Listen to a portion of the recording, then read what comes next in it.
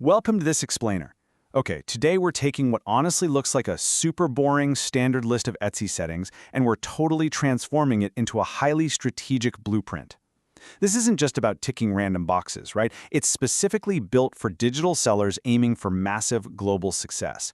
A lot of folks set up their shop, breeze through these options, and literally never look back. But here's the thing. If you sell digital files, templates, or printables, those default settings, they're probably holding you back. So we're going to dig into the exact configurations you need to streamline your shop and really maximize your international reach. So, rather than just reading down the page like some dry instruction manual, we're going to tackle this step by step. First up, navigating your shop options. Then, customizing buyer experience. After that, global sales and GPSR rules, followed by admin and display settings, and finally, we'll wrap it all up with a digital seller strategy checklist. All right, let's kick things off with Section 1, Navigating Your Shop Options. Let's dive right in and anchor ourselves exactly where we need to be in your Etsy dashboard. You know, it is so easy to just get completely lost in the back end of Etsy, so let's make sure we're all starting from the exact same spot. Over in your Etsy Shop Manager, take a look at the left-hand navigation menu. Right down near the bottom, you're going to click on Settings, and then from that drop-down, just select Options.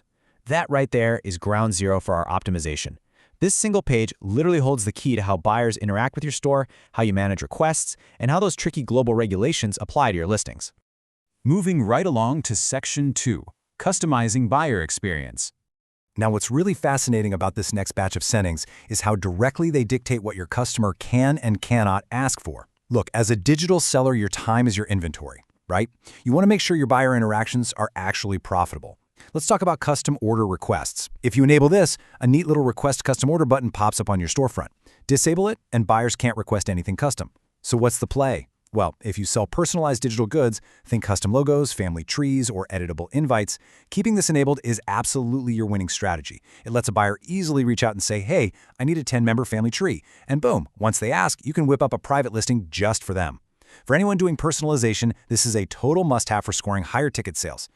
Next up, as we scroll down, we hit gift wrapping and gift notes. Now sure, if you're shipping out physical crafts or jewelry, these are fantastic features, where you can easily charge an extra fee to wrap a box. But for digital sellers, totally different ballgame. I mean, you literally cannot physically wrap a PDF.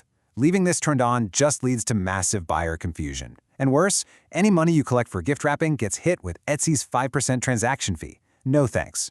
So your strategy here is to keep gift wrapping strictly disabled. And honestly, it's best to keep gift notes off for digital files too, since, well, you don't exactly have a packing slip to print them on. Okay, on to Section 3, Global Sales and GPSR Rules. Let's unpack these international rules. So an absolutely crucial point here is how you handle international buyers. Selling globally is arguably the single biggest perk of being a digital seller, right? But it does mean playing by international rules, which brings us to a major global compliance setting you simply cannot ignore.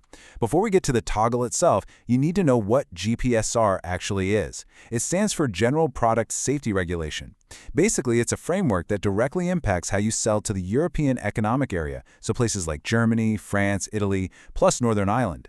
For folks selling physical items, this is a huge headache. They have to provide manufacturer info and safety details just to prove a physical toy is safe. It's so complex that a lot of physical sellers just stop selling to Europe altogether. But what does that mean for you? Well, notice how the GPSR options are actually split up into physical items and digital items because your digital products, your Canva templates, PDFs, SVGs, carry basically zero safety risk compared to physical goods. You get to skip the headache of those strict manufacturer safety tags. Your strategy here: confidently select Sell My Digital Items to all EEA states and NI. Seriously, do not leave money on the table by shutting off European sales. Keep this enabled and let those international orders keep rolling in. Right underneath that GPSR setting is Automatic Listing Translation. Guys, this is a massively powerful SEO feature. When you turn this on, the global sales benefits are incredible. We're talking an instant boost in international traffic, way wider visibility across global searches, and naturally, much higher chances of making a sale, because it provides immediate, easy comprehension for your European buyers. If you turn this off, your listings will only show up for buyers using Etsy and the specific languages you manually typed out. And let's be real, who has time for all that extra work? To show you exactly how cool this is, with translation enabled, Etsy's system automatically grabs your English listing title, say, Family Tree Template, and dynamically translates it. So, a French buyer searching in their native language instantly sees Modell d'arbre généalogique. A German buyer, they see Stammbaumvorlage. They know exactly what you're selling without you lifting a finger to translate. Always keep this switched on. Next up, Section 4, Admin and Display Settings. Time for a little housekeeping. Let's see how tightening up some essential admin settings really builds a rock-solid foundation for your shop. Now, these might seem like totally minor housekeeping details, but they actually dictate how your shop looks to the public and how accurate your internal numbers are. On the options page, you're going to see a note saying that Rearrange Your Shop and Sold listings have moved. Just a heads up, you now handle these directly over on the Your Shop page. And why does this matter so much? Well, showing off your sold items history is a massive psychological trigger. It builds huge buyer trust. If a brand new buyer lands on your page and sees you've racked up 500 plus sales, they instantly feel way more confident dropping money on your digital files. Plus, being able to rearrange your shop means you can drag and drop your absolute best sellers right up to that top row, keep the new stuff in the middle, and push the slower selling items down to the bottom. And lastly for this page, take a look at the current time zone setting. You absolutely need to make sure this is set accurately to where you actually live and work. For example, our Indian sellers should make sure the country is set to India and the time zone is Kolkata IST. If you accidentally leave this on some default US time zone while you're living in Asia or Europe, your order processing deadlines are going to look completely out of whack and your daily shop stats will reset at the weirdest hours. So just make sure it's perfectly aligned with your actual reality. All right, let's bring it all home with Section 5, the Digital Seller Strategy Checklist. We've covered the features, where to find them, and exactly why digital sellers need to tackle them differently than physical sellers. So let's boil this entire explainer down into one super actionable checklist. Honestly, go ahead and grab a screenshot of this settings grid right now. It is your absolute cheat sheet for configuring your shop for maximum global efficiency. Let's do a quick recap. Custom orders. Keep them on for personalized templates. Gift wrapping. Off. Totally irrelevant, and it just eats into your profits with fees. Gift notes.